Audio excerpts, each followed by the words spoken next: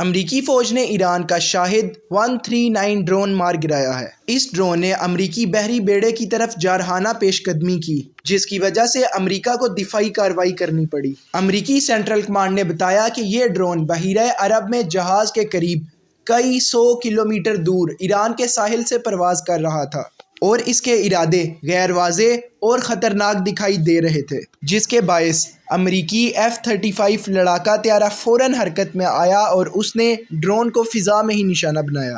ایران نے ایک دن میں 2 اقدامات کیے ہیں۔ ایران نے نہ صرف ڈرونز جنگی بحری بیڑے کی طرف بھیجے، بلکہ اسٹریٹ آف ہرمز کے اندر امریکی تیل بردار جہاز کو قابو میں کر لیا۔ ایران کے پاسداران انقلاب نے امریکی تیل بردار جہاز کو قابو میں کر لیا ہے۔ ترکی اور قطر کے اندر امریکہ اور ایران کے درمیان مذاکرات جاری ہیں۔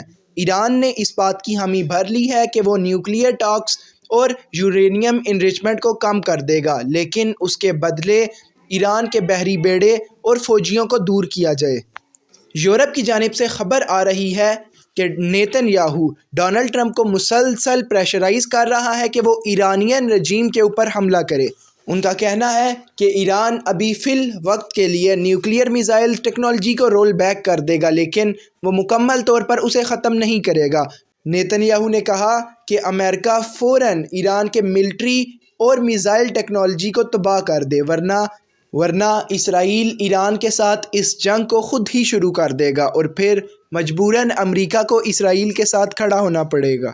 ایران کے سپریم لیڈر آیت اللہ علی خامنہ نے بھی سوشل میڈیا پر ایک ٹویٹ کی کہ حالیہ ملک کے اندر ہونے والے فسادات کے پیچھے امریکہ اور اسرائیل شامل تھے۔ ایران میں ہونے والے فسادات کا انہوں نے کہا کہ لوگوں نے مسجدیں اور حکومتی عملے کو نقصان پہنچایا تھا اور ڈونلڈ ٹرمپ ان کو یہ ٹویٹ کے ذریعے پیغام دے رہے تھے کہ تم لوگ آگے بڑھتے رہو، امریکہ تمہارے ساتھ ہے۔ اس تمام صورتحال کے دوران چین کی طرف سے درجنوں کارگو پلینز ایران کے اندر لینڈ ہو چکے ہیں، جن کے اندر جدید میزائلز اور نیٹ ورک جیمنگ کی سہولیات موجود ہیں۔ اپنی اگلی خبر کی جانب بڑھیں تو پاکستان کے انڈیا میچ بائیکاٹ کے بعد انڈین میڈیا اس وقت شدید غصے کے اندر ہے۔ انڈین میڈیا سے اس وقت یہ برداشت نہیں کیا جا رہا کہ پاکستان نے ان کے ساتھ کھیلنے سے کیسے انکار کر دیا۔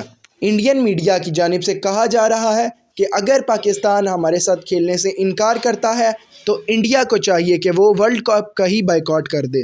اب پاکستان نے تو کھیلنے سے انکار کر دیا ہے، تو پاکستان کو جرمانے کی فیس ICC کی جانب سے $30 ملین ادا کرنی پڑے گی، جبکہ ICC کو جو نقصان ہوگا وہ تقریباً 300 سے $350 ملین کے قریب ہوگا۔ انڈیا کی جانب سے کہا جا رہا ہے کہ پاکستان نے اس ورلڈ کپ کو ایک مذاق بنا دیا ہے اور انڈیا کو چاہیے کہ وہ اس ورلڈ کپ سے ہی بائیکاٹ کر لے۔ تو اگر انڈیا بائیکاٹ ہی کرتا ہے تو انڈیا تو ایک ہوسٹ کنٹری ہے، وہ کس طرح بائیکاٹ کر سکتا ہے؟ تو ناظرین، یہ تھی تمام صورتحال۔ مزید ایسی ویڈیوز کے لیے چینل کو سبسکرائب کریں اور ویڈیو کو لائک کریں۔